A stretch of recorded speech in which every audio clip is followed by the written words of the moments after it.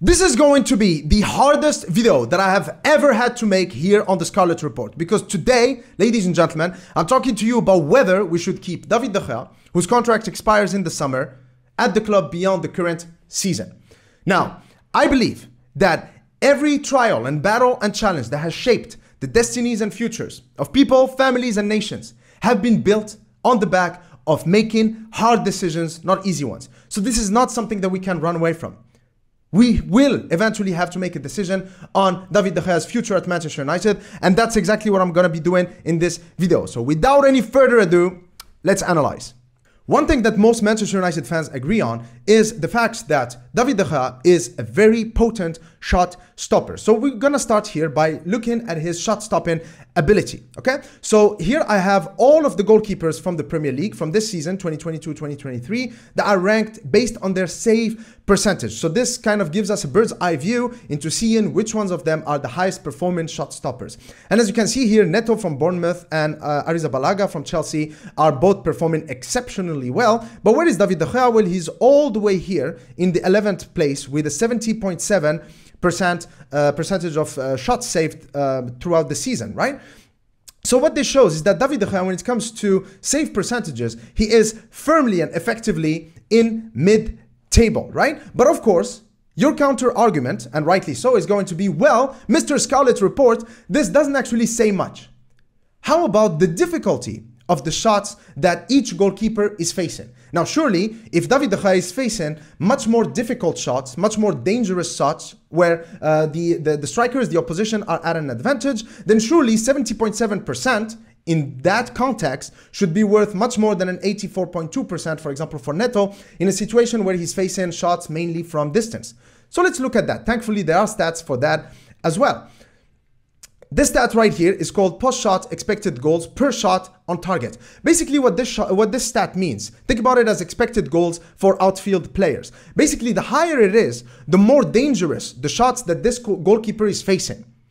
For example, here, Edouard Mendy with 0.35 PS expected goals per shot on target.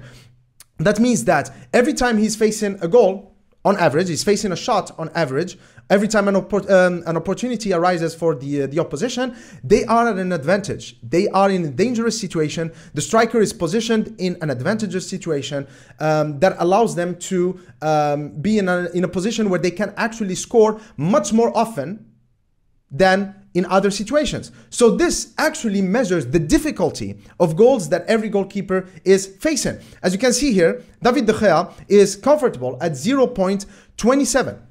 0.27, which is actually not too far from Nick Pope, who is at the end of the spectrum with 0.24. You look at someone like Alisson, for example, at 0.33, and then you see that Alisson is actually facing much more difficult chances and opportunities than David De Gea is facing. There is another stat, which is the post-shot expected goals plus and minus. Basically, what this stat shows is when it's in the green, and the higher it is in the ranking, the more it shows that this goalkeeper is making saves against the odds. That means this goalkeeper is actually saving more chances that he is not expected to save. I don't know if this makes sense to you. But here, as you can see, Alisson's importance to Liverpool is immense. Plus 9.3. That means that Liverpool are supposed to actually have conceded 9.3 goals if it were not for Alisson. Where is David De Gea? Well, he's all the way in the 18th position with minus 1.2. What this means is that David De Gea is performing around the level where he is, but there are certain chances where we are not expected to concede, but David De Gea still concedes those chances. So what these stats show is that David De Gea is not actually that exceptional when it comes to shot stopping. The second thing you might say is, Mr. Scarlet Report, where this is this season. We cannot just look at this season. Well, how about the previous seasons? I mean, we remember David De Gea as being an amazing goalkeeper. Well, we can look at that as well. If we go here, we can compare actually David De Gea's seasons based on percentage of shots saves throughout during his stay at Manchester United. What you're going to notice here is that he hit 80.7% only once. And that was in 2017-2018 under Jose Mourinho, when Jose Mourinho finished second against all odds. But what you're going to see here is that most of his recent seasons, for example, 2020, 2021, 2021, 2022, and the current season, 2022, 2023, are around the bottom, where he literally had times where he had 68.9%, and then of course this season, 70.7%. So what this shows us is that, first of all, David De Gea only hit 80.7% once, but also that his best years are actually behind him. He's definitely not going to improve in this department. This is what you get. Over the huge spectrum of games that we have seen David De Gea on the pitch, he seems to be an average 70, 71, 72% at most saves, successful saves per game. That is David De Gea's level. So why is it that we remember him as an amazingly potent shot stopper? Well, the reason is very simple. Us as Manchester United fans, we watch way more Manchester United games. We watch David De Gea way more often than the other goalkeeper. For example, we are way more prone to notice an amazing save that literally got us a draw or a win from David De Gea than we are from someone like Pickford or Bernd Leno or Alisson, for example, because we don't watch as many of their games. But those goalkeepers, what the data here is showing is that those goalkeepers are actually pulling just as many important saves for their teams as David De Gea is. In some cases, they are pulling way more important saves than David De Gea is. So shot stopping ability, David De Gea, average. Now let's look at other things. For example, his ball playing ability. Now this stat right here looks at the passes that a goalkeeper makes that are over 40 yards. And this indicates how good a goalkeeper is when it comes to distribution. And this is extremely important. Now, the stat shows that David De Gea is all the way here towards the bottom with 30.3 successful long passes, as opposed to some players like some goalkeepers like Alisson, for example, at 41.2, Ederson at 40.6, Raya, amazing goalkeeper for Brentford, at 40.2, Emiliano Martinez at 38.5. Basically, David De Gea is simply not at the required level. Many teams in the league, they have better goalkeepers who are better at shot stopping, but also better at distribution. What I want you to focus on here also is, look at this.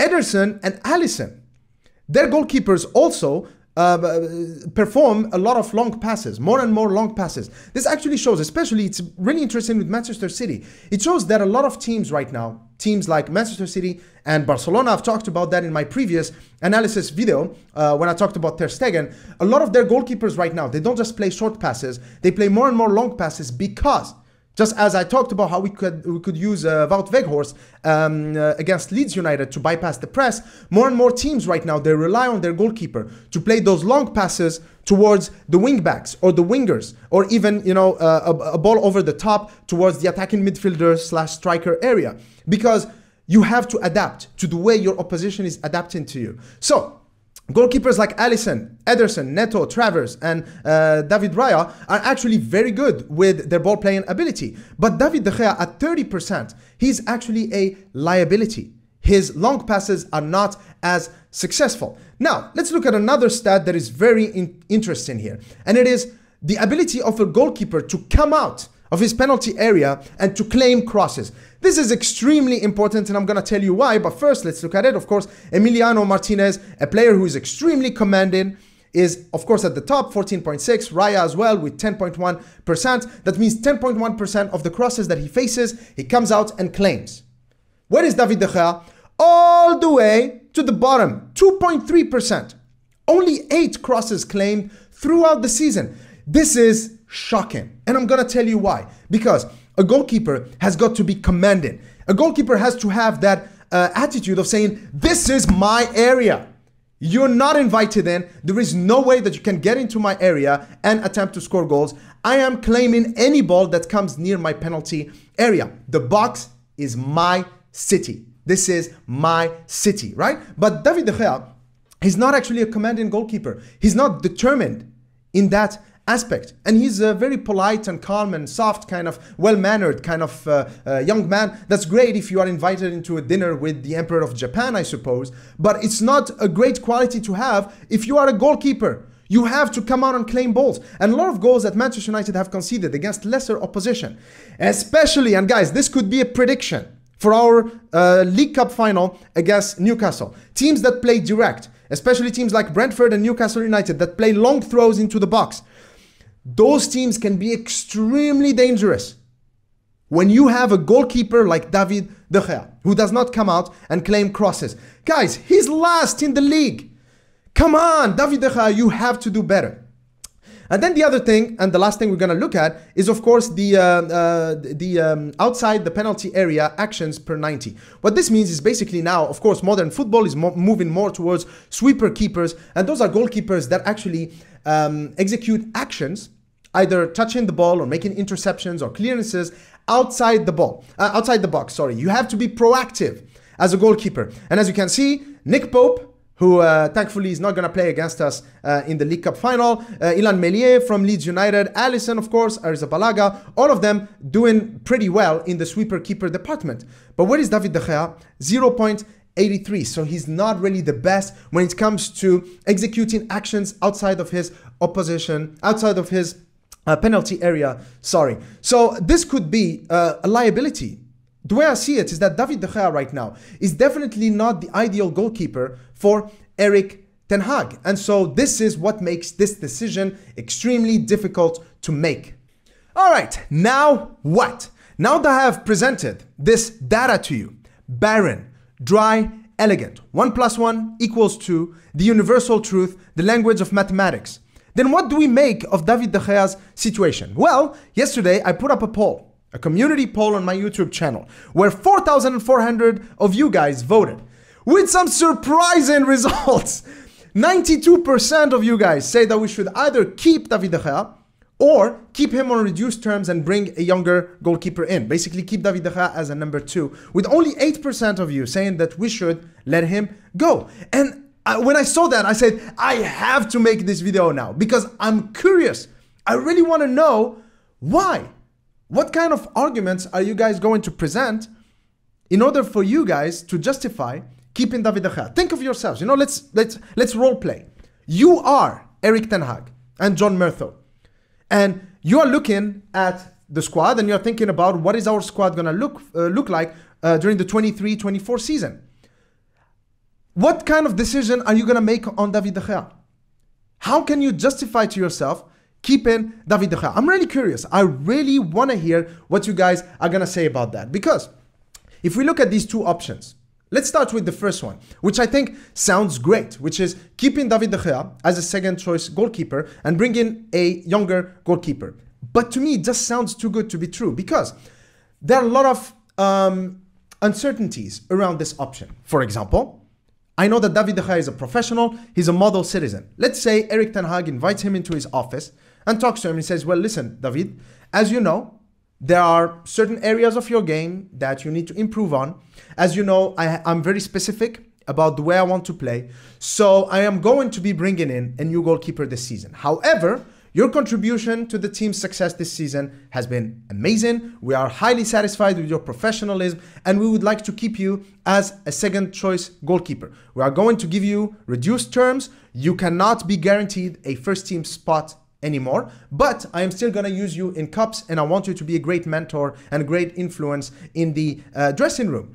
Out of this conversation, maybe David De Gea, who is an intelligent guy, maybe he's going to listen to that and maybe he's even aware of that. In tactical briefings, I'm sure that he knows what Erik Ten Hag wants, right? So maybe he's going to listen to that and he's going to say, well, Mr. Ten Hag, Manchester is my home. Manchester United is my family. If I get a reduced role, it's fine. I've been the number 1 for so many seasons. Now maybe it's time for another guy to come in and I'll do my best to just push him for him to perform to the best of his ability. And I'll be there for you if you ever need me. Talk to my agent about the contract terms and I'll see you next season. Great. Then in this case, yes, by all means, keep David De Gea. I would love to have him. But I'm also a realist. I think that every professional at this level has pride. They have egos, maybe not as big as Cristiano Ronaldo, but definitely that's not something that David De Gea might take well. And where do we go from there? What if he agrees to that, but there is a miscommunication in that he thinks that he's still going to be a guaranteed cup starter, for example. Maybe he thinks that he's going to be guaranteed starts in the Champions League, for example. And then he doesn't start. And he becomes unhappy. There's so many things that could go wrong. Now, on the other hand, when it comes to choosing between keeping David De Gea as the first choice goalkeeper or letting him go, I think that things become a little clearer. Why is that? It's because currently his contract situation provides Erik Ten Hag with an amazing opportunity. And it's the chance to start with a clean slate. Why? Because the breakup between Manchester United and David De Gea has the opportunity of being done with class. David De Gea is a legend at the club. This could be the best opportunity to let him go in the most honorable way that the player of his quality and the consummate professional that he is deserves. We can have a testimonial maybe against Atletico Madrid, his boyhood club, at Old Trafford. And then he can go and get a great deal in any other European club that would use a player of his quality, and there are plenty. And then he's still going to be the main guy for that club. And then it also allows Erik Ten Hag to just bring in the goalkeeper that he actually wants. The goalkeeper that fits his profile and fits his tactical needs. And I think that this would be the classiest opportunity for us. In my humble opinion, I think that this is the right choice. Because keeping David De Gea in as a second choice goalkeeper or a first choice goalkeeper is definitely not ideal. As a second choice goalkeeper, he's on £375,000 a week. You're going to need him to drop his salary by, I don't know, 150%. What? By 50%, I mean, right? For him to be, you know, at the required level. And even then, his salary will still be pretty high. So I just don't see it happening. I just don't see it happening. I just don't see how we can keep David De Gea and at the same time solve our goalkeeping situation. The only way we can do it is to let David De Gea go. And the other thing that tells me that Manchester United are leaning towards this option is that Erik Ten Hag himself says that Marcus Rashford's contract is a priority. We are working on the Garnacho contract extension. We just extended Kobe Mainoo's contract. We have extended Fred and Dalot's contracts, Rashford as well, for 1 year. And yet, we haven't made much progress on the David De Gea contractual situation. To be fair, the club could be working on it, and then tomorrow there is a statement from the club that says, okay, David De Gea his contract has been extended for like 2 years plus 1 year bonus, right? I don't know. But to me, it just doesn't seem like it's a priority for Manchester United and for Erik Ten Hag right now. And it seems that we are just biding our time, assessing our options and taking the time that we need for us to make the right decision. In my humble opinion, it should be goodbye, David De Gea. Thanks for your service. Goodbye in the most honorable way that he deserves. Blank slate. Next season starts with a new goalkeeper. So anyway, guys, please make sure to hit the like button if you like this video. Please make sure to comment in the comment section below and tell me what you guys think about the David De Gea situation. It's really a tough decision to make, but I would love to hear what you guys have to say on this. And cheers.